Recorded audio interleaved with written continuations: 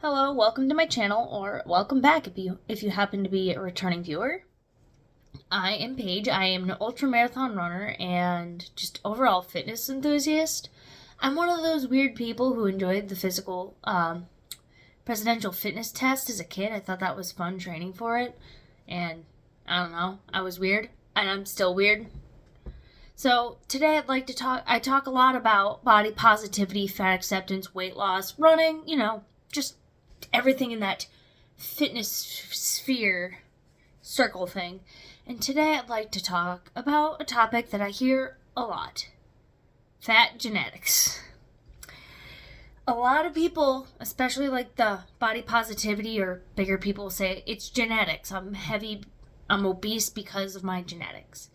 Now, there are no genes that cause obesity. The only thing I can think of off the top of my head that would be obese genes is, I don't know the name of the syndrome off the top of my head, but I know it basically, comment below if you know what this is. I'll probably end up looking it up later, but it is basically this genetic disorder where you are born without hunger signals. You are constantly thinking you are starving. Like you're super hungry all the time. You could eat an entire Thanksgiving feast and still feel like you haven't eaten anything in days. I'm pretty sure that disorder also comes with severe mental disabilities. So if you happen to be dealing with that or know somebody who is, my heart goes out to you. I can't even imagine like being that hungry all the time, even if I'm eating a proper diet. And then the mental side of it is you don't really understand. I can't imagine understanding what's going on with that. That's rough. So if you or somebody you know are dealing with that disorder, my heart goes out to you. That is rough. But all of these people online complaining that they are fat because of fat genes or they're genetically fat, they're full of it. Now, they haven't found any genes that will make you super morbidly obese.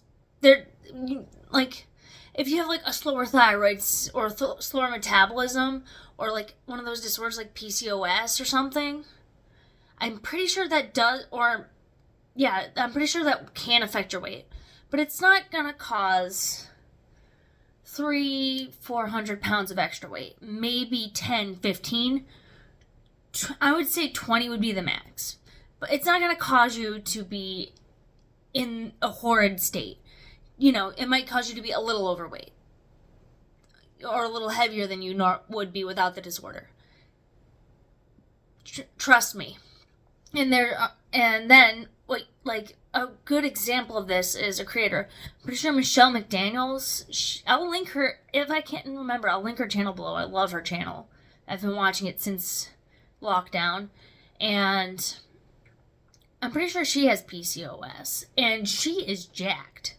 She is like super muscular, not obese. So just because you have those disorders doesn't mean you're gonna be obese yourself.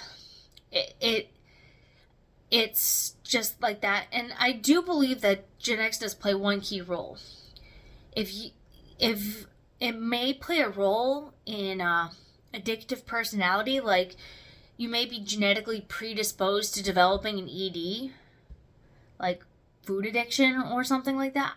I can see that happening being genetically, but genetics loads the cannon, so to speak. It'll load the cannon, but lifestyle will pull the trigger. Now, I do believe you can inherit obesity from your parents. Has nothing to do with the genes you get from them, though. Like, two obese parents can adopt a completely genetically unrelated child, and that child will inherit obesity from them. And allow me to explain why. Since genetics only accounts for maybe 5 to 20 pounds of extra weight, how do you inherit obesity from your parents? And it's simple: lifestyle. And if your parents have weight issues, odds are they're eating like garbage. They're going to be drinking a lot of soda. They're going to be eating a lot of convenience food, snack food, junk food, it's going to be ingrained in your family culture. If, like, say, for example, your family does movie night every night since you were a kid, and you guys load up on junk food, when you're an adult, you're more predisposed to do the same thing again. If your parents do pasta, frozen pizzas, hamburger helper, like, those convenience ready dinners most nights of the week, when you get to adulthood, you're gonna have the same taste. You're gonna go, oh, I'm just gonna eat the same way as a kid, and you're just gonna be obese. And I know I've seen plenty of examples of this. Like, I've had larger friends, and then I go meet their parents, and their parents are larger, and then we eat at their house, and they order, like, so much food, and I'm like, dude, this is ridiculous. And I didn't say anything, because that would be rude, but it's you can see it online, too, with the, I don't know her name, but they were viral for a while, a couple months ago. She was showing her grocery haul for her kids, and there was, like, 12 liters of soda, 32 frozen pizzas for her son, like 8 blocks of cheese, and was just like so much ultra processed junk food. And she had a weight problem. And odds are, if she feeds her kids that food, they're going to have weight problems too. And even if they don't have weight problems now when they're a kid, because when you're a kid, you have a lot of energy, you're running around playing. Generally, your metabolism is higher, and you're growing, so you need more calories. So, it doesn't always catch up to you until you're an adult. And, so it's hereditary. And I can see this even with my own family. Like, my parents, my dad and stepmom, were big soda drinkers. Just Coca-Cola all the time. My little brother is a big soda drinker, and my son was like, I can't really tell him not to because I do the same thing. And I'm like, yeah, no, that's true. But when I moved out of the house, I pretty much drank soda like they did, and I'm like, this is a lot of soda. I was drinking like 3 or 4 cans after work. I was drinking a couple bottles at work, and I'm like, this is a lot of soda. And I calculated out the calories, I'm like, this is a lot of soda. Now, my parents never really had weight problems, but mostly because they were crazy active in their work. And, you pass your lifestyle on to your kids. And one thing I noticed that I'm very, very thankful for is your diet. Your diet is passed on by to your kids. My parents raised us to eat healthy foods. My dad would cook dinner every single night. And even if it was just shake and bake, like baked chicken, rice, and frozen vegetables, he would still put something on the table. Which, honestly, that is a very healthy, balanced dinner. So, yeah.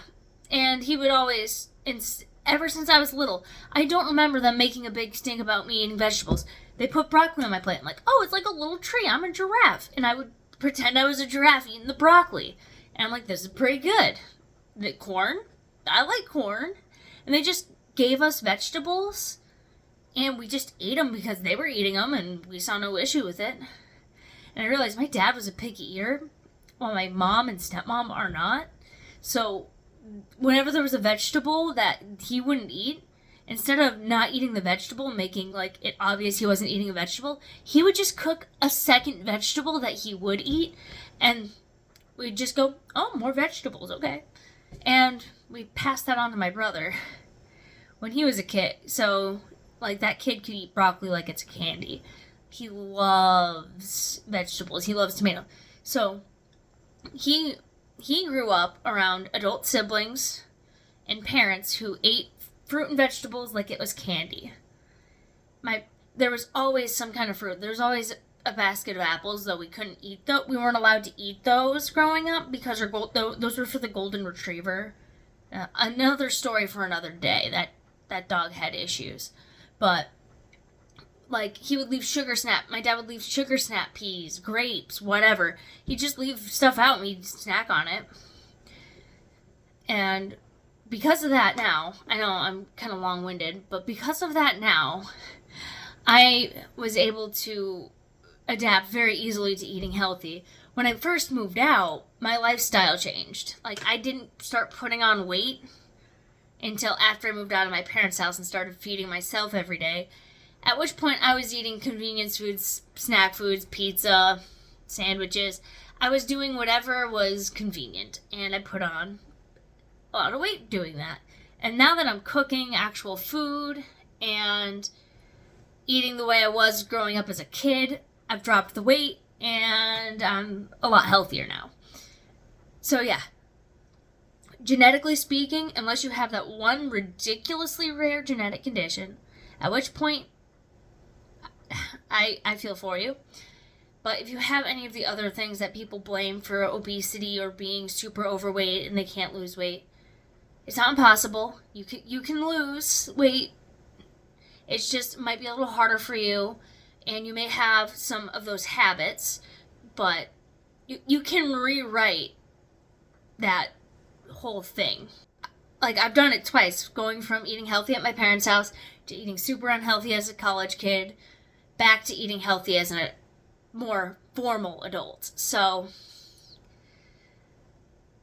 you know, it's not genetic, but you can inherit it from your parents. You take on the habits your parents have. So, if you want to break that chain, say you're probably in your 20s, you were obese growing up, you're obese now, and your parents were the same. Well, let me tell you, you can break the cycle. You don't have to have your kids inherit your obesity. You can change. It's gonna be hard. Trust me. Like, I still will have super severe cravings. Like, I will be sitting there going, I want something sweet. I want a donut. I get those cravings. I get them a lot. It's hard. I get it. Like, seriously, food noise is, like, the worst. I get it all the time. I have some methods to deal with that. But, like, you can change your life. You can start cooking healthy meals. And if you know how to cook every night, you can batch cook all at once and freeze it, or cook for the week, eat it. That's what I do. So you can make healthy choices and start rewriting your life. And when those kids come along, don't make a big stink about it. Just give them the vegetables. And then you eat the vegetables. And they'll see, oh, she's eating this. This must be good. And the kid will grow up enjoying those healthy foods. And that will make sure they're they're predisposed. Their genetics will say they're going to be thinner or at least healthier than before. You can break the cycle. You don't have to go the same way as your parents, and your kids don't have to go the same way as you. So you can change things. Now, some people, it may be harder for others, I get it, but, everyone has their own struggles and journeys. So, yeah, I guess that's my 2 cents. It's not really a rant. This wasn't really a rant. I'm not ranting, I'm just talking about it, but, yeah, I think I'm going to leave it there. I'm talking in circles now. So, I'll leave it there. Let me know what you think, and if you've noticed the cycle, or if you grew up with an almond mom eating super healthy and then started eating unhealthy in college, what was the results of that? Or vice versa, you ate super unhealthy as a kid growing up, and then you got to college, realized things are bad, and you started eating healthy. Did you eat different in adulthood than childhood? And what did that do to your, body fat percentage? Because, it happens. It's very common. So, yeah, let me know what you think. And I will be back probably next week. Maybe this weekend, we'll see. I have a lot of walking I'm going to be doing this weekend. And yes, I'm wearing the same shirt as last video because I have 3 of this shirt. And it's a perfect undershirt for work. It gets cold in the warehouse. But, yeah. But I'm rambling, so I will leave it here, and let me know what you think, and I will catch you next week or whenever I have the chance to record with perhaps some more reaction videos. I love those. Those are fun. I enjoy filming them. So, I guess I'll catch you in the next one.